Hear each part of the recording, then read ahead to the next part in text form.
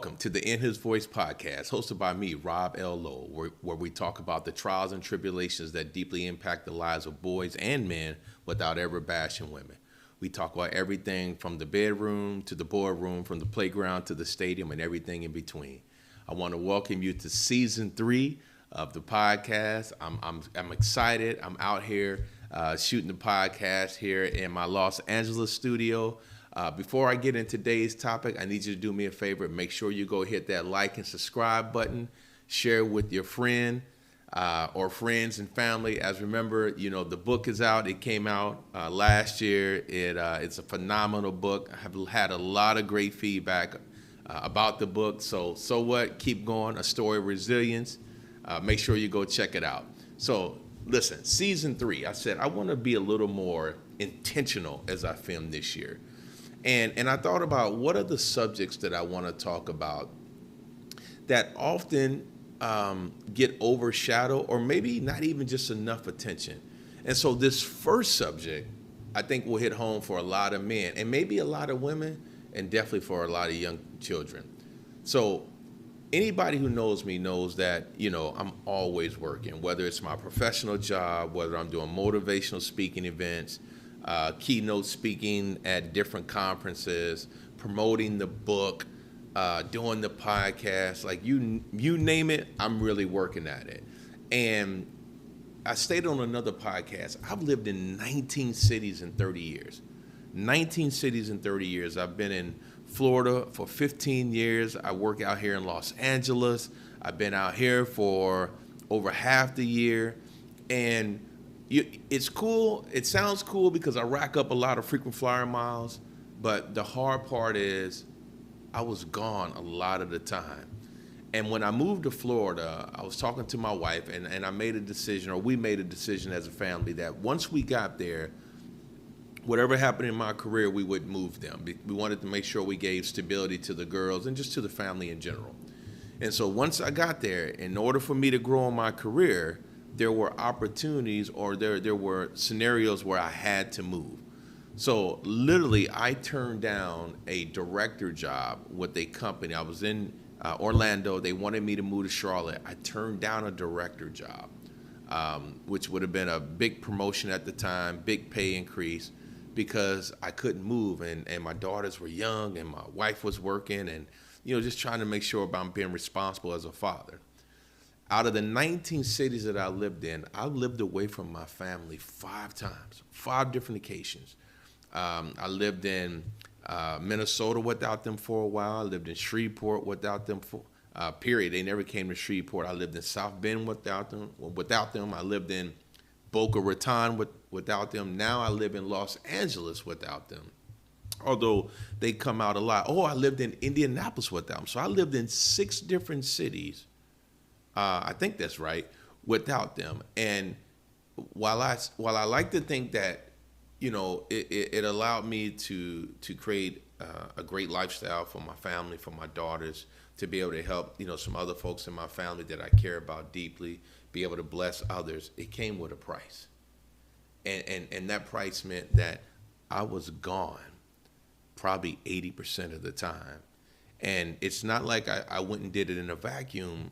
I talked to my wife, I talked to my daughters, and they understood it. But while I was trying to be a great provider, I had to ask myself, how many times should I have been present?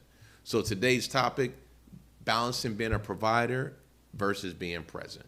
So I think as a man, we're taught, and probably instinctively it's instilled in us or it develops in us, but we're definitely taught that we're to be a provider. Like, our role as a man, if we have a family, whether it's a wife and kids or sisters or nieces and nephews, there's this innate mindset that we inherit or develop that says we're supposed to provide. We're supposed to get out there and make it happen. Like, if anybody in the family has to suffer, let it be me and not let it be them. And so because I grew up not just with that mindset, I also grew up with some of the challenging circumstances as a child. And because of that, I had this desire to not fail. Now notice what I said. I didn't have the desire to succeed. I had the desire to not fail.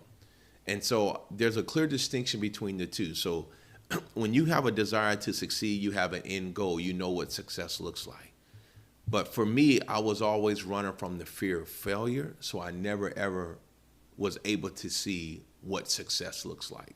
And because of that fear of failure, I always had this burning desire in me that I have to keep moving. I got to keep working. I got to provide for my wife. I got to provide for my daughters. Listen, I grew up with my grandparents. If you read my book, there's a lot of cool stuff in there. My grandparents were amazing. My grandfather was tough. My grandmother was a nurturer. But they lived on Social Security. And so we got a Social Security check, maybe like $400 between me and my three sisters that they had to share. They got Social Security because they were in their late 60s, early 70s when they were raising us. And then my grandmother used to clean houses for these two white families. And we're talking about in her late 60s, early 70s. And so when I saw that, it hurt me so much that I just had this thing in me that said, look, I can't rely on anybody to take care of me. I got to take care of myself. But I also don't want to see my wife and my daughters or my sons, if I were to have one, to struggle.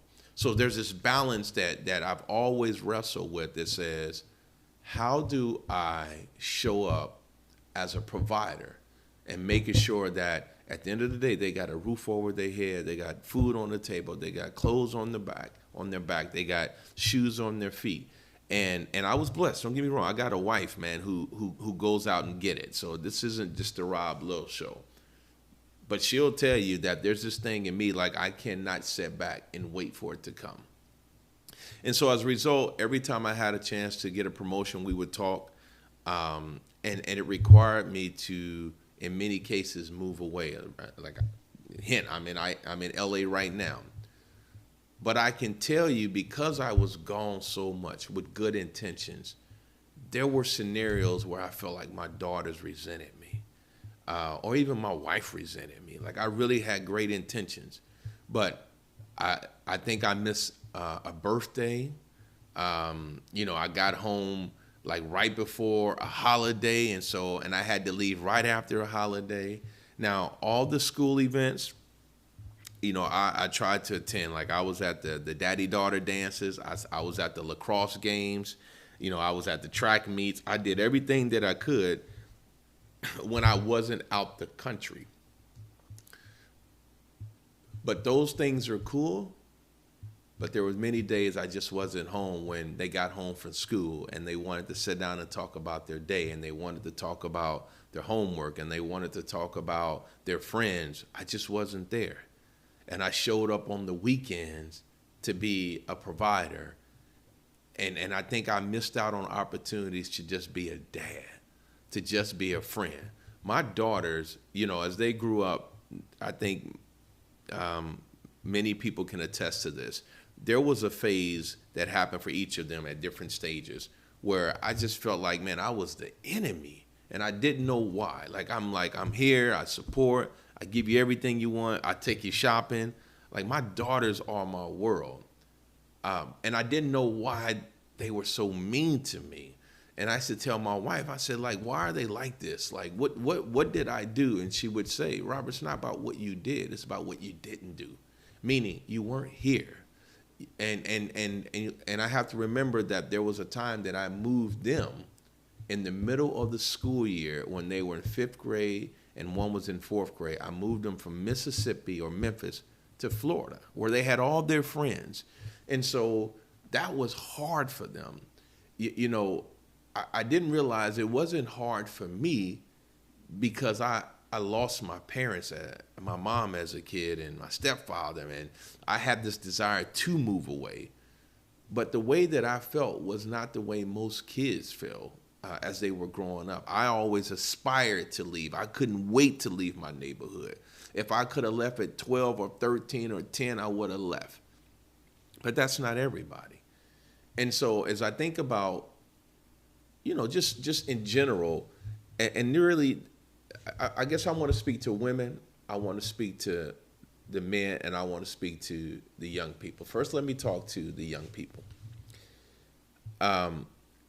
If you're in a season in your life and you feel like, you don't get to spend a lot of time with your father. And I'm speaking primarily for those that have fathers that maybe travel a lot, or work long hours. While I can't be sure in every scenario, I would like to think that in most scenarios, your father is thinking that he's doing what's best for the family. He's thinking that I cannot let my child, my son or daughter, go hungry. I cannot let them feel hunger pains. I cannot let them be homeless. I cannot let them be cold. I cannot let them be too hot. Like, he's thinking that. He's thinking, I got to go out here and tackle this world so that my daughter or my son can have the life that I never had. And that may come at the price of not spending a lot of time with you personally or in the house with the family. Here's what I'd encourage you to do. I encourage you, the next time you have a chance, grab them by the hand, sit down with them, and just tell them thank you. Tell them thank you for all that they do or have done or that they're going to do. But ask them if they could just have one day where you go hang out. Now, I know some of you thinking right now, I don't want to hang out with my dad. That's awkward. I want to go hang out with my friends. Look, you only get one father. I promise you. You only get one. A stepdad ain't your dad. That don't mean he ain't dope, but it ain't your dad. And so if it's your stepdad who's doing the work and they're going to work every day and that's who raised you, do the same thing. One day when he gets home, grab him by the hand and ask him to sit down and tell him thank you. And then say, hey, can we have a daddy-daughter or a son-dad day? But just do something meaningful and let him know how much you miss his presence and how much you appreciate the time that he does spend with you. All right? So now, for the ladies, all right, for the mothers, for the girlfriends, for the fiancés, the wives, the ex-wives, I'm not going to say the other one. Y'all know who you are. But anyway,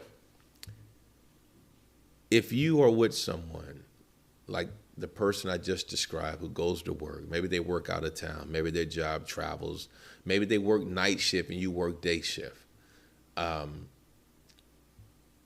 not to be too hard. Try to figure out if their motivation is about providing, because I'm not saying that's always the case, right? There might be scenarios where people go to work and travel out of town because they just don't want to be home. But find out the motivation. And here's the tough one is have an honest conversation about where you are in your relationship.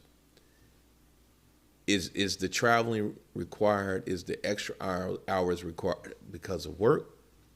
Or is it because, that's where he goes to escape? If it's work, then go figure out how you all can spend quality time together, just the two of you, and also with the family when he gets off. Take vacations. I'm telling you, that's one thing my wife and my daughters, they are notorious for scheduling vacations.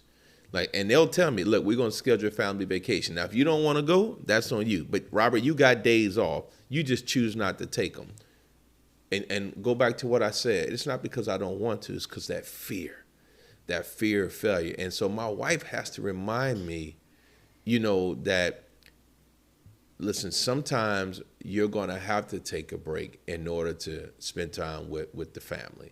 And so ladies, have an honest conversation. Be understanding. And if he's someone who's just working to provide, figure out how to be his peace, not his problem.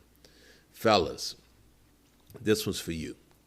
Listen, 6 cities of the 19 places that I live, I had to live separate from my wife and daughters 6 times. And if you add up the total of years, that was, 2 years, 3 years, 4 years, 5, probably, 7 years in total.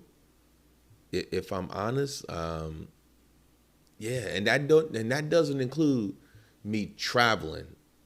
And so if I had to look at my career, I have been gone 80% of the time.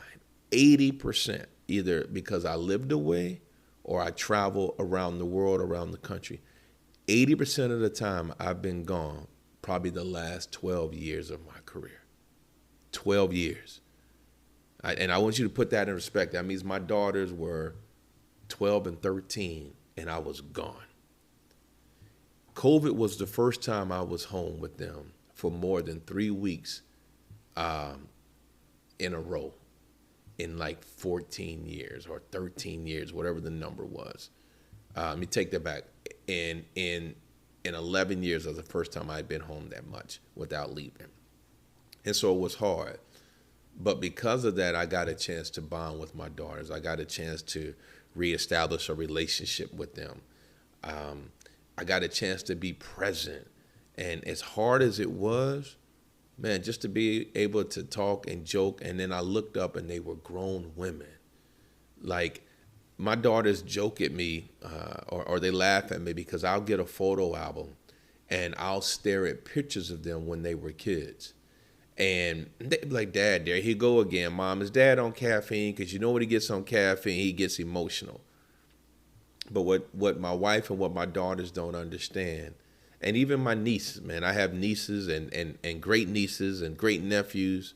What they don't understand is I'm staring at those pictures because I missed so much of their life. I was gone.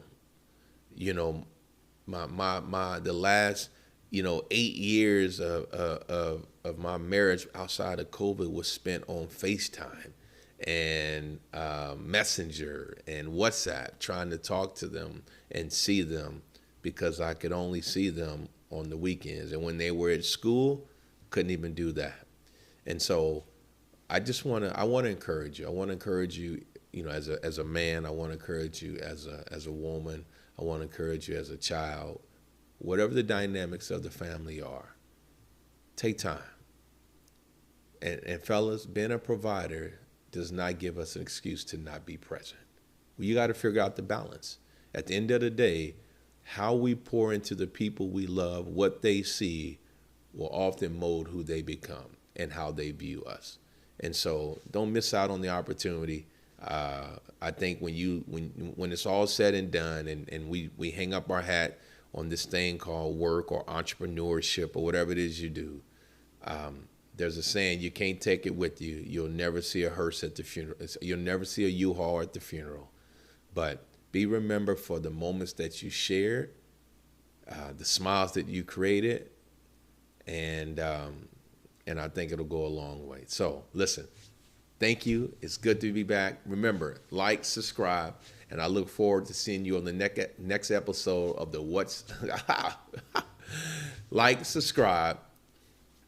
Hey, remember, like, subscribe, and I look forward to seeing you on the next episode of the In His Voice podcast with me, your host, Rob L. Lowe. Until then, take care. I'll talk to you later. Bye.